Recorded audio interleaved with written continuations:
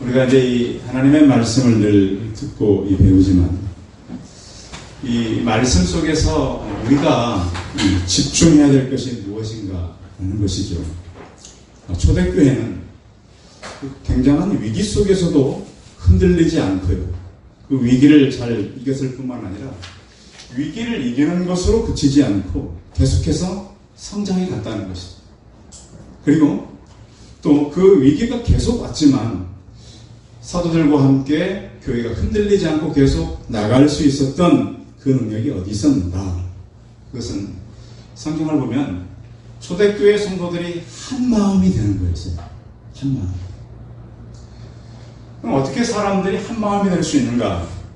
성경에 보면 전도서 4장 10절에 한 사람이면 패하거니와 두 사람이면 능히 맞설 수 있나니 세 겹줄은 쉽게 끊어지지 아니하니라 그랬습니다.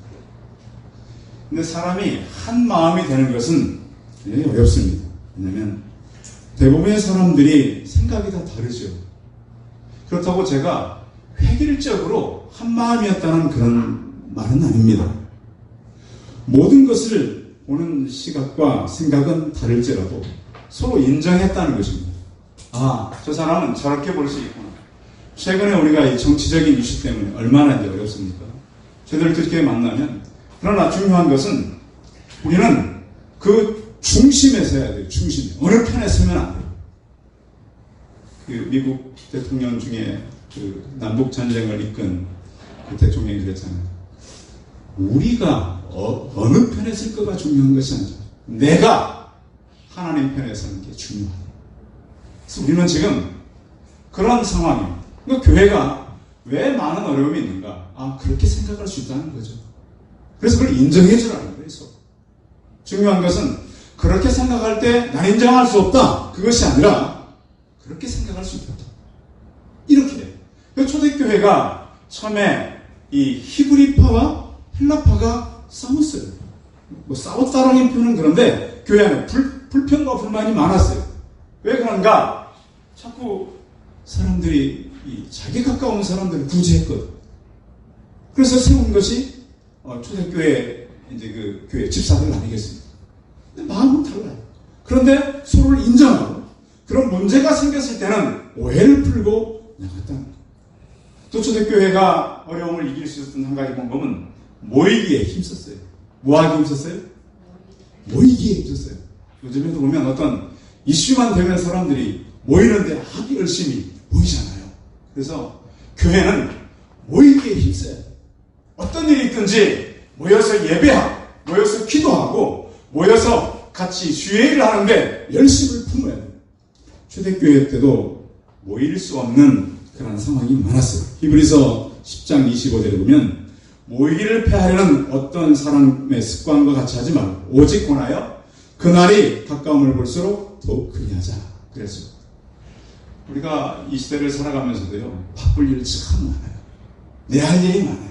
그런데 우리는 할 수만 있으면 교회 안에서 모이기를 힘써서 예배하고 기도하는 성도들이 되시기 바랍니다. 이 시대는 자꾸 우리를 바쁘게 만들어요.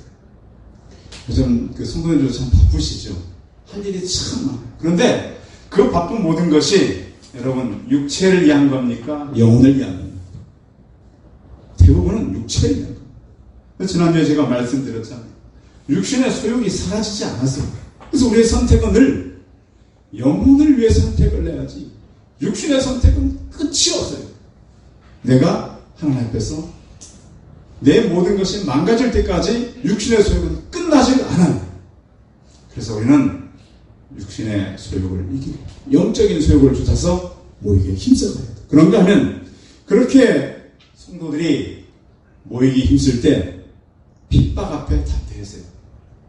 그들이 가서 그들의 핍박 때문에 어떤 조건을 제시하지 않았어요. 핍박하면 할수록 더 그들은 모이고 핍박하면 할수록 더 열심히 전도했어요. 그럴 때 하나님의 능력은 그들과 함께했어요. 하나님의 능력이 그들을 떠나지는 않았어요. 우리는 살아가면서 누구에게나 시련은 있고 어려움은 있습니다. 그런데 어려움과 시련 속에서 더 구체적으로 하나님을 만나는 성도들이 되시기 바랍니다. 오늘 이 여호수아서 7장 이야기는 여호수아가 그 인생을 살아가면서 만났던 가장 큰 위기 때의 그 사건입니다. 첫 번째로는 사람들의 말을 너무 신뢰하지 말라는 거예요. 자, 여호수아가 이 아이성이라는 곳을 가서 살펴봐라 그랬더니 사람들이 얘기가 바로 이렇게 했습니다. 3절 한번 읽어볼까요?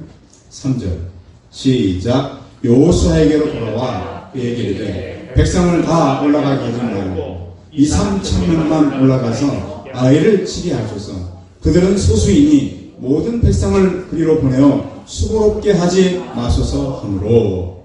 누구 말이죠? 누구 말이에요? 정탐꾼들의 말이에요. 자, 그런데 우리가 한번 생각해 볼 것이 이스라엘이 가나안에 들어가서 가장 먼저 이긴 성이 여리고성이에요. 여리고성은 지금도 남아있어요. 흔적이. 여리고성의 흔적이. 이 성이 쌓였는데 이중으로 성이 쌓여서 이중으로. 그러니까 한 벽만 있는 게 아니고 들어가려면 한 벽을 무너뜨리고 또 다른 벽을 넘어가야 돼요. 그런데 그 성을 전쟁을 해서 이겼습니까? 그냥 돌아서 이겼습니까?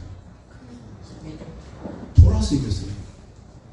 그러니까 이 큰 성을, 근데 여리고가 나중에 아이성의 오늘 얘기잖아요. 사실은 아이성이 더 큰 성이에요. 그러니까 아이성 인구도요 아이성이 훨씬 많아요. 여리고는 조사해봤더니 많아봐야 1,000명이나 1,200명. 피난민들이 합쳐 들어갔다 그래도 몇천 명인데요. 아이성은 12,000명이에요. 어디가 커요? 아이성이 훨씬 커요. 그런데 그래서 이 여리고를 하루에 7바퀴 돌 수 있었던 거예요. 별로 안 크니까. 아이성이 역사가들이 조사했더니 여리고보다 3배에서 10배가 큰 성입니다. 보냈더니 갔다 와서 뭔 얘기예요? 별로 안 커. 왜? 이겼거든요. 여리고 성 튼튼한데 그냥 돌아서 이겼는데 이거 문제 없다는 거죠. 그러니까 물론 여리고를 전쟁할 때 우리 1절에 나와 있어요. 왜 아이성에서 졌는지. 그런데 여리고를 점령하고 나서 그들의 실수한 것들도 많이 있어요. 자, 2,3,000명만 가면 이길 거라 그랬는데 오늘 성경에 보니까 전쟁하러 갔다가 어떤 결과를 나타냈냐면 자, 4절입니다. 4절. 자, 같이 읽어봅니다. 4절, 5절 시작. 백성 중 3,000명쯤 그리로 올라갔다가 아이 사람 앞에서 도망하니 아이 사람이 그들을 36명쯤 쳐 죽이고 성문 앞에서부터 스바림까지 쫓아가 내려가는 비탈에 쳤으므로 백성의 마음이 녹아 물같이 된지라. 전쟁을 갔다 몇 명이 죽었어요? 30? 몇 명이라고요? 36명? 쯤. 그 쯤이란 말이 뭐예요? 그렇죠. 대기. 자, 우리가 보면 전쟁에서 있잖아요. 우리가 사고가 나도 사람이 한 30명 죽으면 죽음으로 다 끝납니까? 어떤 환자가 있는 거죠? 부상자, 중환자가 있고 경환자가 있어요. 그러니까 36명쯤이라면 아직도 죽음의 대기표 받은 사람이 있다는 거예요. 바로 죽는 건 아니잖아요. 왜? 쳐 죽였어요. 쳐 죽였다는 건 맞아 죽은 거예요. 그러니까 이게 얼마나 끔찍한 일인지 몰라요. 그 튼튼한 여리고성을 무혈입성했던 이 이스라엘이 아이성에 가서 36명 죽고 중환자, 경환자까지는 수십 명이 엎드러진 거 아닙니까? 백성들의 마음이 뭐처럼 녹았어요? 물같이 녹았다는 거예요. 자, 원래 물같이 녹았던 것은 이스라엘 사람들이 아니에요. 여호수아 서두에 보면 여리고 사람들이 이스라엘이 그곳에 올 때까지 엄청난 하나님의 역사한 걸 다 들었어요. 그래서 여리고 사람들이 이스라엘 사람들이 온다는 소식을 듣고 그 백성들의 마음이 물같이 녹았어요. 그런데 이제 아이성에서 전쟁을 치고 난 이스라엘 백성들이 물같이 마음이 녹았다는 것은 전쟁이 역전됐다. 자, 전쟁은 일반 게임하고 틀려요. 일반 게임은 이기고 질 수가 있어요. 근데 전쟁은 2등이 있어요, 없어요? 전쟁은 2등이 없어요. 죽거나 포로가 되는 거예요. 그래서 보면 우리가 이제 아이성을 치다가 졌구나 라는 판단이 지도자인 여호수아에게 정확히 들어온 거예요. 그 이후에 상을 보면 그래요. 그렇다면 이 참패의 원인은 뭔가? 그러면 도대체 이스라엘이 왜 아이성 가서 졌는가? 아이성 사람들이 무슨 전술이 성경에 나오나요?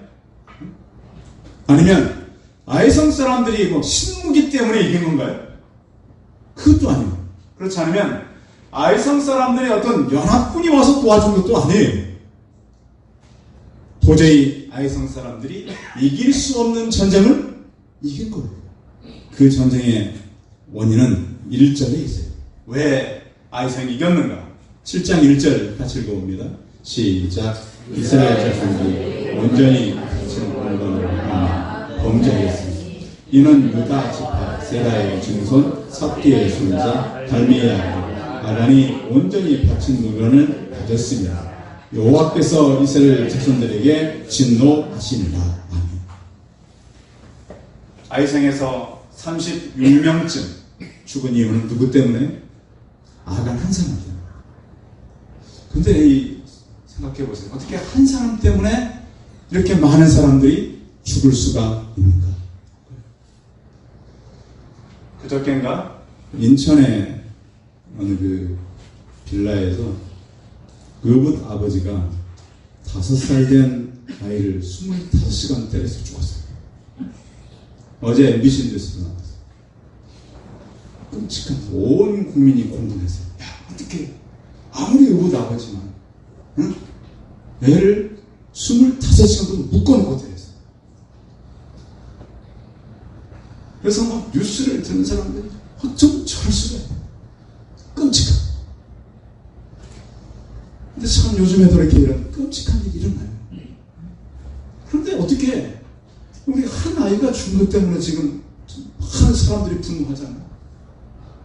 하나님, 한 사람 잘못 때문에 어떻게 이 26명은 가정일 가능성들이 많아요.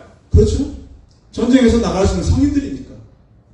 그러면 수십 명의 가정이 만약 가장이라고 가정을 했을 때 어떻게 된 거예요?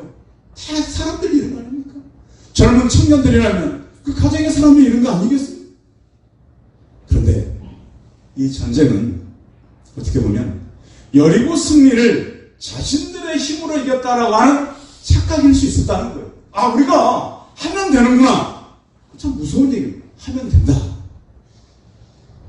전에 우리나라 사람들이 하면 된다. 그렇죠? 많이 그 회사 같은 데 입구에 써 있었잖아요. 하면 된다. 해도 안 되는 때가 있어요.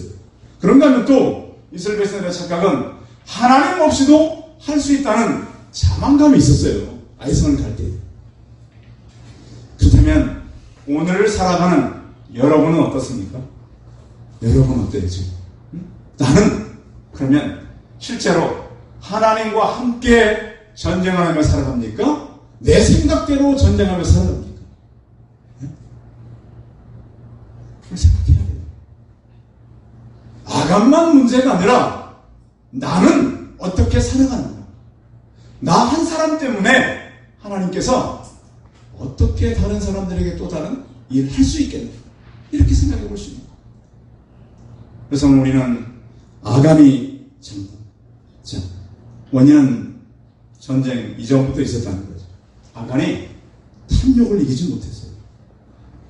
한 사람의 범죄는 너무 큰 공동체에 어려움을 갖다 줬는데, 그런데 사람은 다 속여도 누구를 못 속여요?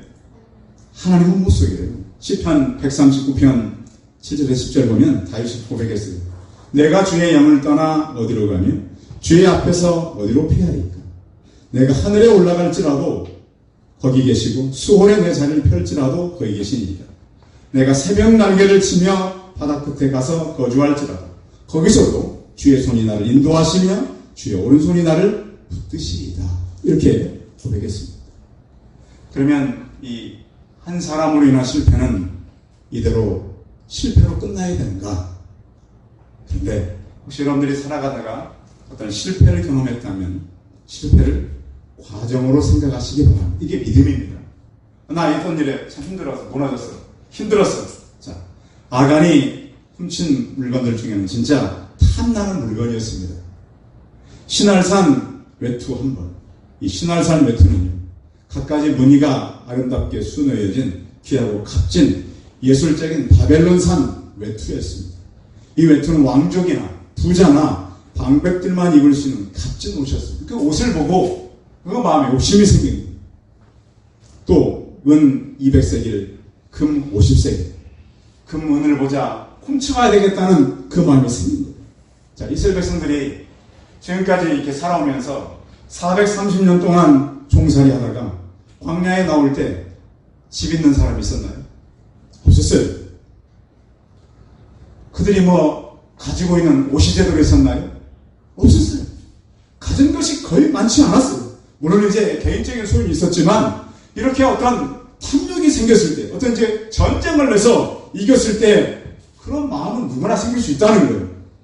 그런데 아간은 전체를 생각하지 않았어요. 분명히 여호수아가 그랬어요. 전쟁하기 전에 그 모든 전리품은 하나님께 드려야 된다. 그래서 이 아간이 하나님 앞에서 한 것은 큰 도둑질이었어요. 혹시 여러분은 하나님의 것을 여러분이 취하지 않습니까? 또 하나님의 명령을 불복종한 것. 어떻게 보면 또 어떤 학자들은 그렇게도 말해요. 가족들이 공모한 거라고도 말해요. 성경에는 없지만. 왜? 그 아간이 훔쳐다 그걸 어디다 감췄어요? 장막. 장막이라면 텐트잖아요. 그 안에다 감췄어요. 땅을 파고. 자, 그럴 때 가까운 사람들은 충분히 볼 수 있다는 생각을 할 수 있어요. 물론 성경에는 없어요. 근데 왜 가족들이 다 죽었느냐? 그럴 수 있다는 거예요. 추측이겠지만 충분히 그럴 여지가 있다고 하는 거예요. 하나님께서 이렇게 말합니다. 이 아간이 가져간 것은 하나님의 명령을 언약한 것. 온전히 바쳐진 물건. 그래서 오늘 본문에서 온전히 바쳐진 물건이라고 한 말이 여러 번 나와요. 하나님께 마땅히 드려야 할 것을 아간이 취한 것이다. 어떻게 보면 이 아간은 완전 범죄를 생각했는지도 몰라요. 지난주에 이렇게 보니까 저희 교회 앞에 이 CCTV 큰 거 있잖아요. 바로 들어오는데 간판 옆에 거기에 빨간 단추가 있어요. 그걸 누르면 바로 경찰서하고 통화가 돼요. 저기. 그래서 경찰이 CCTV를 보면서 통화를 할 수 있어요. 네, 지난주에 보니까 이 건너편 아저씨가 타고 계시더라고요. 누가 뭘 하고 갔는데 발견할 수 없다는 거. 요즘 그래서 우리가 우리 주변을 속일 수가 없고 감출 수가 없어요. 그런데 아간은 이 기회만 넘기면 환산 가치로 따지면 아간이 훔친 게 굉장히 좀 많아요. 이 기회만 넘기면 이 가족들이 이걸 가지고 살아날 수 있지 않겠는가 하는 거예요. 그래서 우리는 하나님은 속일 수 없다. 그래서 실패가 생겼을 때 여호수아는 어떻게 반응했는가? 6절 한번 읽어보겠습니다. 6절. 자, 실패 앞에 우리가 어떻게 맞서야 할까? 6절. 시작. 여호수아가 옷을 찢고 이스라엘 장로들과 함께 여호와의 궤 앞에서 땅에 엎드려 머리에 티끌을 뒤집어 쓰고 저물도록 있다가 어떻게 했어요? 혼자 했어요? 함께 했어요? 함께. 누구와 함께? 이스라엘 지도자들과 함께. 옷을 찢고 궤 앞에 엎드려서 머리에 티끌을 무릅쓰고 저물도록 있었다고 하는 거예요. 그래서 어떤 잘못된 회개는 공동체가 같이 하는 거예요. 그러면서 하나님 앞에 나와서 그는 참 안타까운 마음으로 하나님께 이렇게 기도하는 거예요. 7절을 보십시오. 슬프게 소리가 주 여호와여 어찌하여 이 백성을 인도하여 요단을 건너게 하시고 우리를 아모리 사람의 손에 넘겨 멸망시키려 하셨나이까. 우리가 요단 저쪽을 만족하게 여겨 거주했다면 좋을 뻔하였나이다. 하나님, 우리가 요단강을 건너서 와서 지금 이렇게 됐습니다. 하나님, 도대체 어찌하려고 이렇게 하셨습니까? 9절 읽어봅니다. 9절 시작. 가나안 사람과 이 땅의 모든 사람이 듣고 우리를 둘러싸고 우리 이름을 세상에서 끊으려니 주의 크신 이름을 위하여 어떻게 하시려 하냐. 하나님, 아이성과 전쟁했다가 수십 명의 사람이 죽고 모든 백성의 마음이 물같이 쏟아졌습니다. 하나님, 이제 어떻게 하시려고 합니까? 하나님, 도대체 이 상황을 어떻게 이겨갈 수가 있습니까? 근데 실패는 우리가 거룩의 기회로 삼아야 합니다. 10절 같이 한번 읽어보겠습니다. 10절 하나님 찾아오셨습니다. 10절 시작. 여호와께서 이곳에 계시되 일어나라 제대로 이렇게 어떻게 하라고요? 일어나라. 그 모든 것은 내가 다 하나님께 찾아올 때는 언제나 그 범죄한 것을 가지고 벌나게 해서 오기보다는 하나님의 찾아오신 언제나 구원을 위해서 오셨어요. 창세기 3장에 보면 아담이 범죄했을 때 죄를 묻기 위해서 찾아온 것이 아니라 짐승을 잡아서 옷을 입히기 위해서 하나님은 오셨다고 그랬어요. 앞으로도 마찬가지. 우리가 하나님 앞에서 용서받지 못할 죄가 있나요? 하나님은 다 용서할 수 있어요. 중요한 것은 그 죄를 우리가 깨닫고 그 잘못된 것에서 거룩으로 나가는 것입니다. 자, 하나님께 찾아오셔가지고 이렇게 말씀합니다. 성경을 보십시오. 11절 들어봅니다. 11절 시작. 이스라엘이 범죄하여 내가 그들에게 명령한 나의 말을 이뤘습니다. 또한 그들이 온전히 바친 물건을 가져가고 도둑질하여 속이고 그것을 그들의 물건들 가운데 두었느니라. 이렇게 된 것은 이런 원인 때문에 이렇게 되었다. 그래서 이 상황을 회개, 거룩을 회복할 수 있는 기회로 하나님께서 허락해 주셨습니다. 그래서 하나님께서는 이제 그 백성들에게 어떻게 하라고, 이 일에 대해서 어떻게 처리하라고 하나님은 구체적으로 설명해 주십니다. 13절 있습니다. 13절 시작. 너는 일어나서 백성을 거룩하게 하여 이르기를 너희는 내일을 위하여 스스로 거룩하게 하라. 이스라엘 하나님 여호와의 말씀에 이스라엘 너희 가운데서 온전히 바쳐진 물건이나니 너희가 그 온전히 바친 물건을 너희 가운데서 제하기까지 내 원수들 앞에 능히 맞서지 못하리라.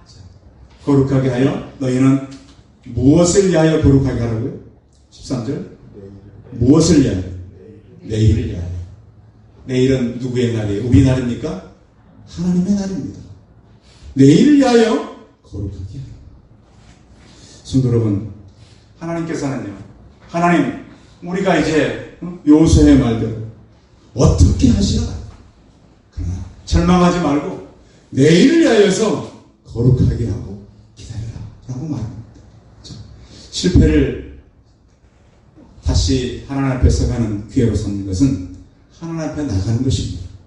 하나님 바라보며 내 잘못을 생각하고 또 실패의 원인이 뭔가를 분석하는 것도 중요합니다. 근데 사람들이 실패에 대해서 별로 분석하지 않아요. 다른 사람에 대해서는 굉장히 많이 분석해요. 제가 이제 그런 분석하고 이런 것을 공부한 사람을 꽤 오랫동안 만났었는데요. 다른 사람에서는 굉장히 잘 분석하고 다른 사건에 대해서 굉장히 잘 분석하는데 누구에 대해서는 못해요. 이게 사람이에요, 사람. 여러분 전공자들 보십시오. 굉장한 전공을 했다고 말하는데 결국 누구 일을 못해요? 자기 일을 못하는 게 사람이 부족한 거예요. 인정해야 돼요, 인정. 근데 우리는 뭘 한다 그러는데 자기 일은 못해요. 그러나 우리는 그것을 해야 돼요. 하나님께서 이렇게 말씀하잖아요. 이것을 해라. 뭘 분석해야 돼요? 도대체 누가 잘못을 했는지. 하나님은 누가 한지 알고 계세요? 못 알고 계세요? 하나님 그림을 말씀해요, 안 해요? 안 해요. 우리는 여기에서 그 하나님은 어떤 분인가를 깨달아서 하나님은 누구다! 라고 말씀 안 했어요. 자, 이렇게 하는 거죠. 성경에 보십시오. 14절 한번 읽어봅니다. 14절 시작. 너희는 아침에 너희의 지파로 가야 너희는 뽑히는 그 지파는 그 족속대로 가까이 나올 것이고 여호와께 뽑히는 족속은 그 족속대로 가까이 나올 것이고 여호와께 뽑히는 그 가족은 그 남자들이 가까이 나올 것입니다. 족속부터 시작해서 계속 좁혀가라는 거예요. 왜 하나님 이렇게 하라고 했을까요? 왜 그랬을까요? 왜요? 그렇죠. 그 기간이라도 아간이 회개하길 기다립니다. 이것에서 우리는 하나님의 자비를 찾아낼 수 있어야 돼요. 왜 하나님이 어차피 죽을 사람 그 사람이다 말씀하지 않고 다 12지파 모르고 그 지파가 한두 지파예요. 그들이 몰려나올 때 200만이에요. 넓게 잡아서 다 모아서 그렇게 좁혀서 결국은 그 가족의 남자들을 좁혀가요. 근데 하나는 끝까지 얘기해야 안 해요. 이것은 사람이요, 얼마나 자기가 자기 죄를 숨길 수 있다라고 하는지를 보게 돼요. 끝까지 얘기하지 않아요. 그런데 하나님의 자비는요, 끝까지 갈 데가 없어요. 하나님은 자비와서요, 자비로우세요. 그러나 회개치 않고 끝까지 갈 때까지 하나님은 기다리지만 않는다. 범인을 색출할 때까지, 끝까지 남을 때까지 하나님은 기다리고 계십니다. 아마 아간은 그랬을지도 몰라요. 이렇게 수많은 사람 중에 누가 나를 찾아낼 수 있을까? 그럴 수 있겠죠. 이 엄청난 사람 중에 누가 나를 찾을 수 있을까? 하나님은 찾아내셨습니다. 여호수아는 이 사건 이후에 사람이 바뀌는데요. 여호수아서 8장 26절 읽어봅니다. 여호수아가 변합니다. 여호수아서 8장 26절 한번 읽어봐요. 같이 시작. 아이 주민들을 진멸하여 다시기까지 여호수아가 단창을 잡아든 손을 거두지 아니하고. 여호수아가 순간 아이성 때문에 방심했었어요. 여리고 이기고 나서 이 정도면 되겠다, 기도하지 않으면 되겠다. 그런데 거기로부터 실패합니다. 그러나 이 사건을 통해서 여호수아는 아이성을 끝까지 이길 때까지 그 손에서 단창을 놓지 않았습니다. 성도 여러분, 우리의 생명이 다하기까지 여러분의 기도의 손이 멈추지 않기를 바랍니다. 영적 긴장이 멈춰지지 않기를 바랍니다. 적은 승리가 우리로 하여금 교만하지 않게 하길 바랍니다. 오늘 여호수아의 기도는 하나님, 우리가 어찌하여, 그러나 하나님은 내일을 위하여 오늘을 거룩하다고 그랬습니다. 회개하는 자에게는 내일이 있지만 회개치 아니하고 교만한 자에게는 내일을 기대할 수 없습니다. 우리가 기도하여서 나와 내 가정이 살고 여러분의 후손들이 믿음 앞에 서는 수와 우리 성도들이 다 되시기 바랍니다. 기도하겠습니다.